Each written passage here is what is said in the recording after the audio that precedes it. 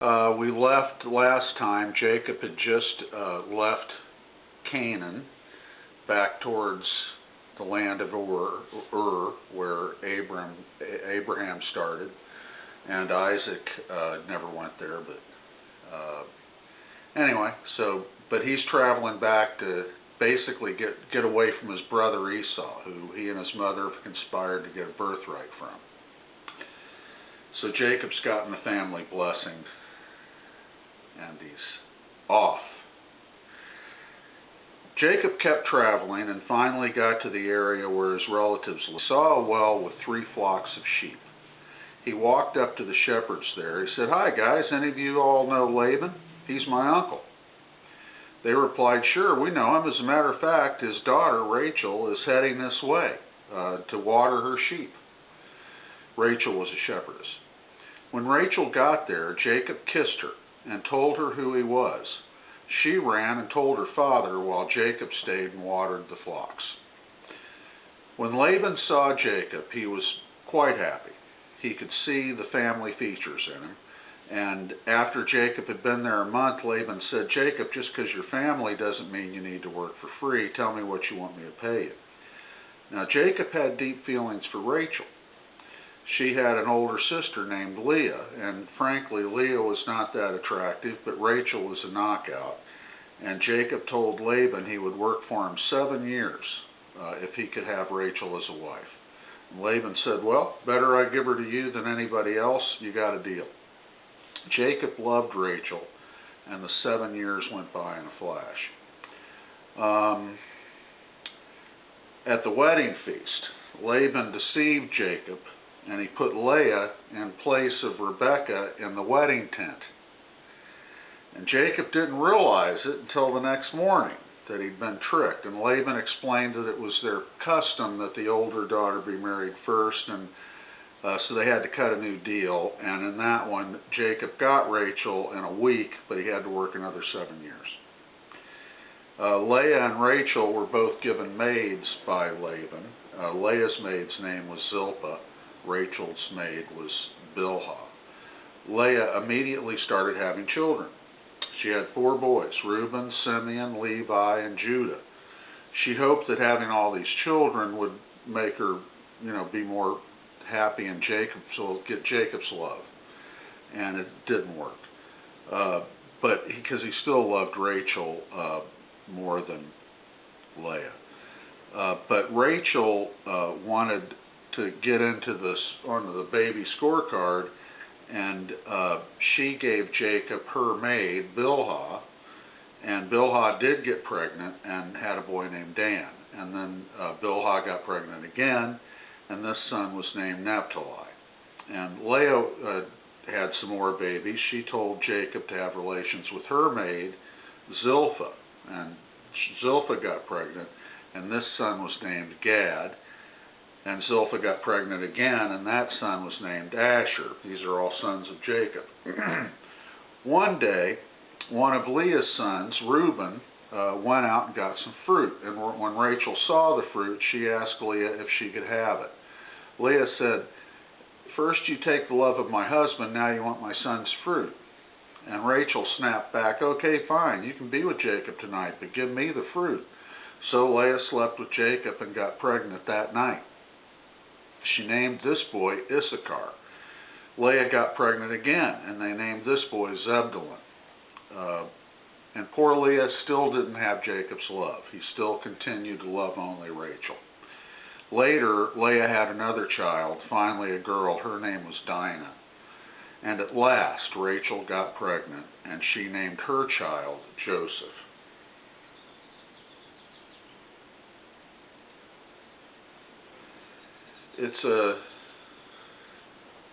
That's the Bible story.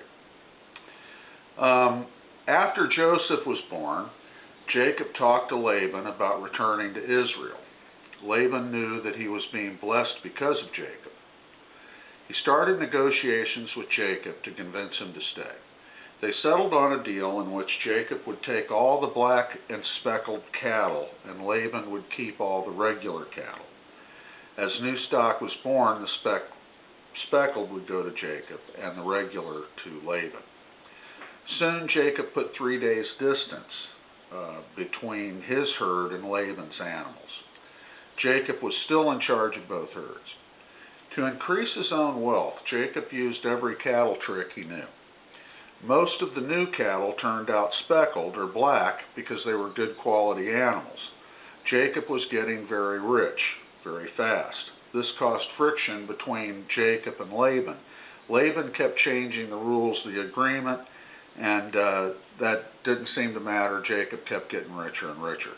God told Jacob it was time to return to Israel. He talked to his wives about it, Jacob, and they both said, Jacob, our interest is with you and your family, is with you and our family, all those boys. Dad sold us to you for 14 years of your labor, and now he seems to be losing all that you have made him. So, without announcing their intentions to Laban, Jacob and his family started their trip back to Israel. On the sly, Rachel took some family idols from her dad's tent. Laban found out about Jacob's departure 3 days later, and he also realized that his idols were missing. So he got some men together and pursued Jacob, kind of a posse. But the night before he caught up, God appeared to Laban in a dream and said, Laban, you be careful tomorrow with Jacob. Don't say either good or bad to him. And when Laban caught up with Jacob, he did tone his rhetoric down a bit and calmed his emotions. But he did scold Jacob for leaving without telling him, kind of by saying, we'd like to have had a party for you. Then he came to the issue of the stolen idols. And Jacob, who didn't know that Rachel had stolen them, said, go ahead and search our whole camp. Who's ever stolen those idols will be executed. So Laban searched every tent, and finally he got to Rachel's tent. She hid the statues under a camel saddle and sat on them. And when her father came, she said, sorry, Dad, I can't get up. I'm having my period, so I have to stay seated. So Laban never found the stolen idols. And there was still tension between Laban and Jacob, but Laban didn't have any power in the negotiation. So they came to an agreement in which Jacob would be good to Laban's daughters, and neither Jacob nor Laban would come after the other to do harm. Jacob had to face a reunion with Esau, the brother he cheated and fled from. You know, these are the patriarchs, and these are just normal guys, okay? And they get into their normal troubles actually more than most of us. And God likes them fine. So morality is what I'm saying is, maybe God's not all that particular about this or that. At least it doesn't seem to have an impact on his relationship to the promise that he's made these guys. We're certainly seeing that. Right? God's changed his attitude about these guys? No. Okay. It's not a moral book. I mean, it's just a book about how it is. So. But anyway, now Jacob had to face a reunion with Esau, the brother he cheated and fled from. Remember? And he was nervous about that. So he sent runners to Esau with this message: I'm coming to see you. In the 20 years I've been away, I've done very well, and I hope you're not mad anymore. It was signed, your servant, Jacob. The runners came back to Jacob and said, we got the message to Esau, and he's coming to meet you, and he's bringing 400 men with him. So Jacob split his group into 2 segments. He figured if Esau went after one, the other would escape. And he prayed to God and said, God, you told me to come over here and be with my relatives. You said you'd prosper me, and I'm not worthy of your blessing.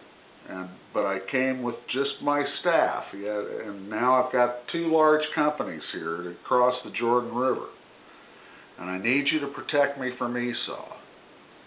Because remember, you promised to make us a great nation, and that all the families on earth would be blessed. He didn't say that there, but anyway, that's the message. All the families of earth will be blessed by what's getting started here, and the rest of the Bible is the story of what continues, and it's a great tale, and it's a long story. There's a lot to it. got all that Jesus stuff. Oh, it's fabulous. Anyway, I think that's about